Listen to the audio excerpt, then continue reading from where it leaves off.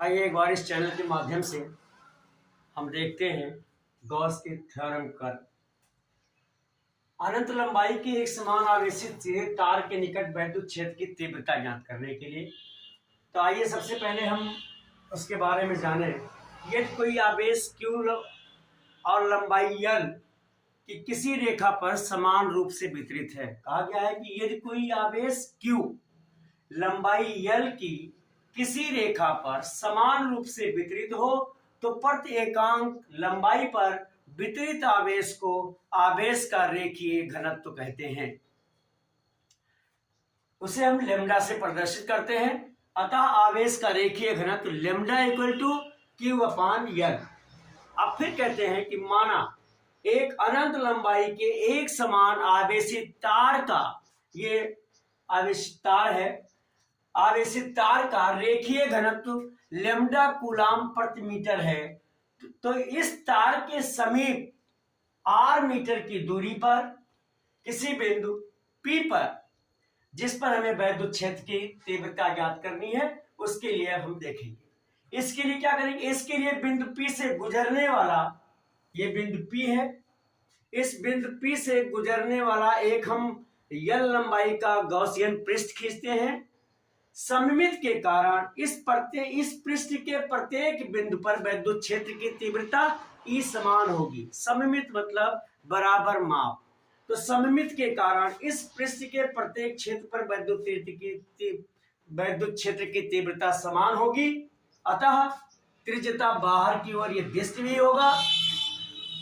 इस प्रकार पृष्ठ पर लिए गए किसी भी क्षेत्रफल अवयव dA के लिए वैद्युत क्षेत्र वेक्टर E तथा क्षेत्रफल वेक्टर dA दोनों एक ही दिशा में होंगे, त्रिज्यता बाहर की ओर दिष्ट होंगे, जैसा कि पहले बताया गया है।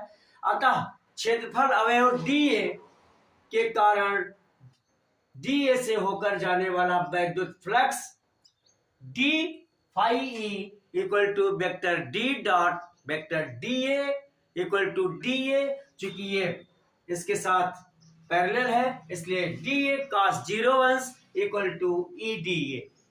इस तरह से हमें गॉसियन के लिए देखना है। आगे अभी इस पर हमें फिर देखना है। एक बार हम पुनः इसको फिर से रिवाइज किए लेते हैं कि इसमें जो कहा गया है अनंत लंबाई के एक समान आवेशित सीधे तार के निकट, जो धन आवेशित है, तार के निकट वैद्युत क्षेत्र की तीव्रता ज्ञात करनी है। उस पर आइए सबसे पहले हम देखते हैं कि उसका रेखीय घनत्व के बारे में, कि यदि कोई आवेश Q लंबाई L के किसी रेखा पर समान रूप से वितरित हो तो प्रति एकांक लंबाई पर वितरित आवेश को आवेश का रेखीय घनत्व कहते हैं, जिसे लेमडा से प्रदर्शित करते हैं। अतः रेखीय आवेश घनत्व बराबर या lambda equal to Q upon L। अब माना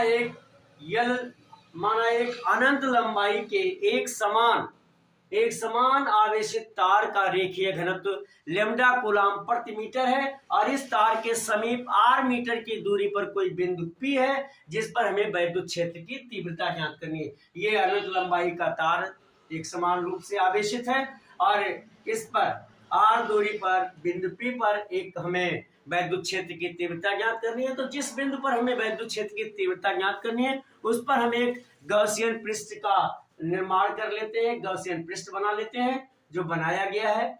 L लंबाई का एक गॉसियन पृष्ठ खींचते हैं और सममित के कारण इस गॉसियन पृष्ठ के प्रत्येक बिंदु पर वैद्युत क्षेत्र की तीव्रता E समान होगा या समान होगी तथा त्रिज्यता बाहर की ओर दिष्ट होगा और ये बाहर की ओर होगा। इस पर वैद्युत क्षेत्र की तीव्रता समान है और जो बाहर की ओर है, चूंकि धनावेशित है, हम पीछे भी पढ़ चुके हैं, धनावेशित पर उसके अनुदिश ही होता है, इसलिए बाहर की ओर है ये। अब हम फिर देखते हैं, इस प्रकार पृष्ठ पर लिए गए किसी भी क्षेत्रफल अवयव, ये पृष्ठ है और इस पर एक ये बिंदु पर एक अवयव लिया गया है, क्षेत्रफल अवयव dA।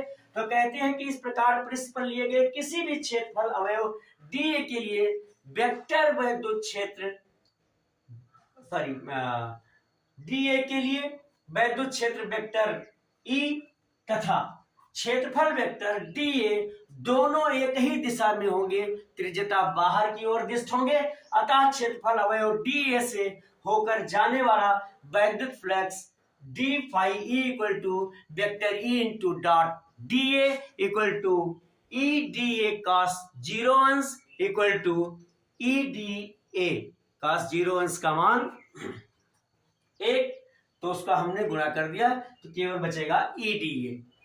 क्षेत्रफल अवयव डी से होकर जाने वाला वैद्युत flux D phi E equal to vector E into dot या into D phi E equal to vector E dot vector D A equal to D A cos 0 अंश equal to E D A. अतः Gaussian पृष्ठ से होकर जाने वाला वैद्युत flux phi E equal to संपूर्ण समाकलन A vector E dot D vector A equal to समाकलन E D A equal to ई समाकलन डी ए। क्योंकि संपूर्ण पृष्ठ पर ई नियत है, संपूर्ण पृष्ठ पर ई नियत है, अतः या इसलिए बेलन अर्थात ये जो गॉसियन का पृष्ठ लिया गया था इससे संबंधित है।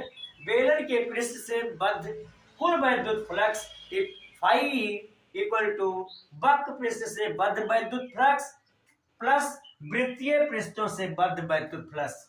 अब फिर नीचे लिखेंगे ई इंटू वक्र पृष्ठ का क्षेत्रफल cos 0 अंश प्लस ई वृत्तीय पृष्ठों का क्षेत्रफल cos 90 अंश। अब ये cos 90 अंश का मान 0 हो जाता है और हमें पता है कि वक्र पृष्ठ का क्षेत्रफल होता है 2 पाई आर यल, इसलिए ये हो जाएगा ई 2 पाई आर यल और यहाँ cos 90 अंश का मान 0 होता है, इसलिए यहाँ प्लस करके 0 हो जाएगा। अब ये हम इस तरह से भी कर सकते हैं इसको, या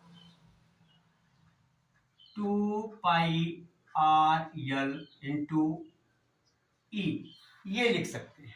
किंतु गॉस प्रमेय के अनुसार बेलन के वक्र पृष्ठ से कुल वैद्युत flux phi equal to 1/ε0 into बेलन के भीतर उपस्थित कुल आवेश के भीतर उपस्थित कुल आवेश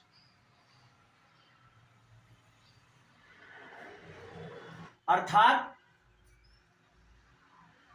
1/ε0 इंटू चालक तार के यल लंबाई पर आवेश,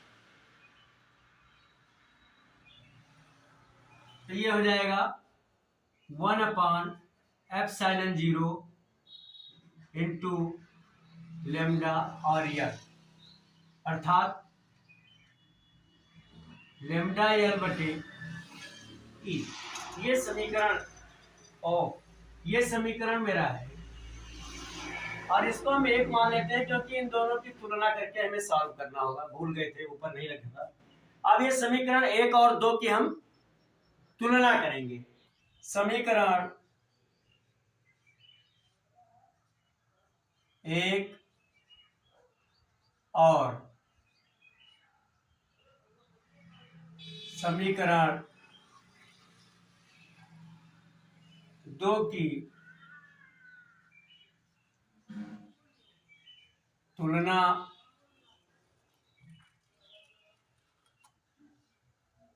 करने पर मेरा जो समीकरण 1 था वो था 2 pi R L E 2 pi R L into E और समीकरण जो 2 है वो है lambda into L upon epsilon 0। अब यहाँ अगर हम यल दोनों तरफ कैंसिल कर देते हैं तो आएगा 2 pi R E equal to lambda upon epsilon 0।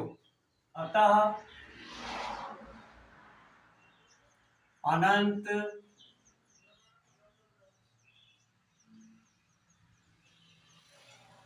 लंबाई के आवेशित चालक के कारण